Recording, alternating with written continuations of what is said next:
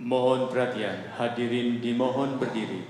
Presiden Republik Indonesia dan Wakil Presiden Republik Indonesia tiba di tempat acara.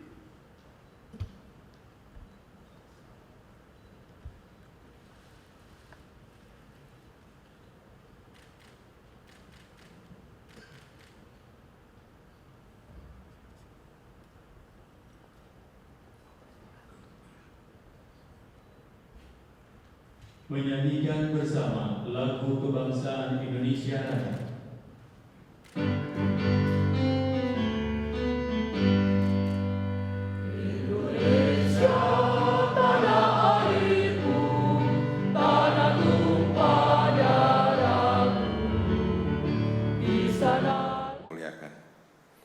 Tahun 2015 merupakan tahun pertama kali penerapan standar akuntansi pemerintah berbasis akrual dalam pelaporan keuangan pemerintah pusat.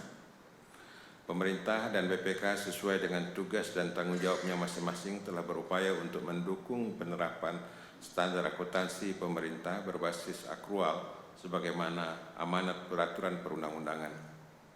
Pemerintah telah menerbitkan 7 laporan keuangan sesuai standar akuntansi pemerintah berbasis akrual, yaitu meliputi laporan realisasi APBN, laporan perubahan saldo anggaran lebih, neraca, laporan operasional, laporan arus kas, laporan perubahan ekuitas, dan catatan atas laporan keuangan.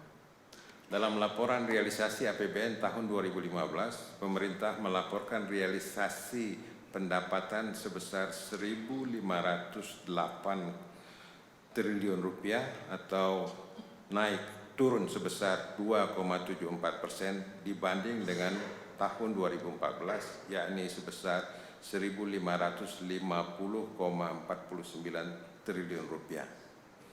Dari pendapatan negara tersebut, realisasi penerimaan perpajakan saja tahun 2015 sebesar 1.240,41 triliun rupiah dan hanya 83,29% dari anggaran sebesar 1.489,25 triliun rupiah. Selanjutnya penyerahan satu paket buku LHP LKPP tahun 2015 kepada Presiden Republik Indonesia.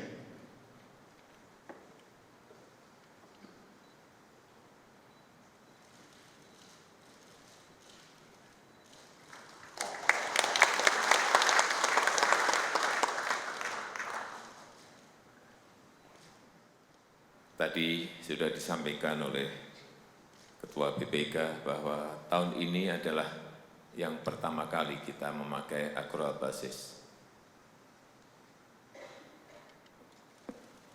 Tidak mudah, saya tahu tidak mudah, karena ada tambahan 3 laporan, yaitu laporan perubahan ekuitas, kemudian laporan operasional, dan laporan perubahan sal.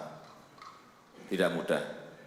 Tahun yang lalu saya ragu-ragu apakah ini bisa dikerjakan dengan baik oleh kita semuanya. Tetapi dari hasil tadi yang telah disampaikan oleh Ketua BPK bahwa hasilnya adalah 56 KL memperoleh opini wajar tanpa pengecualian atau WTP. Kemudian 26 KL memperoleh opini wajar dengan pengecualian atau WDP, dan yang terakhir ada 4 KL yang memperoleh opini tidak memberikan pendapat atau TMP atau disclaimer. Tahun yang lalu yang disclaimer kalau enggak keliru 7. Sekarang 4. Tahun yang lalu saya sebutkan kementerian dan lembaga mana, sekarang saya sebutkan lagi. Yang pertama, yang disclaimer, supaya diingat-ingat, supaya tahun yang akan datang tidak. Yang pertama, Kementerian Sosial. Yang kedua, Kementerian Olahraga. Yang ketiga TVRI, yang keempat Komnas HAM. Sudah yang lain-lain sudah enggak tegang lagi, hanya 4. Ini perlu menjadi catatan, yang 4 catatan.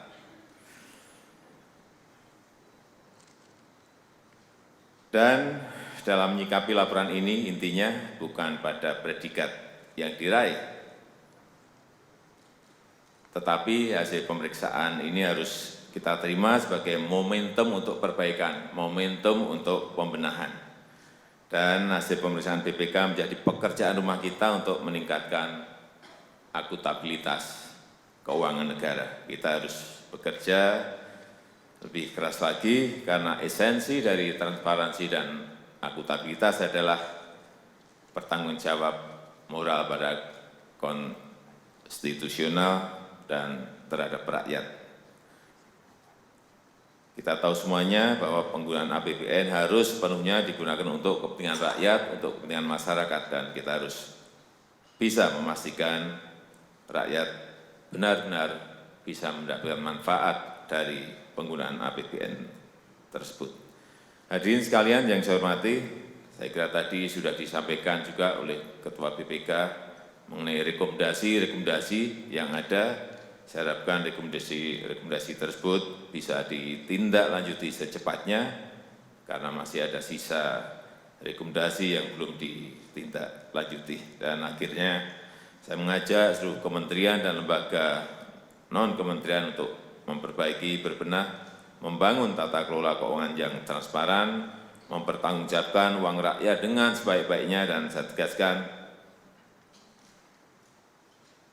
jangan ada yang bermain-main dengan uang rakyat. Terima kasih. Assalamualaikum warahmatullahi wabarakatuh.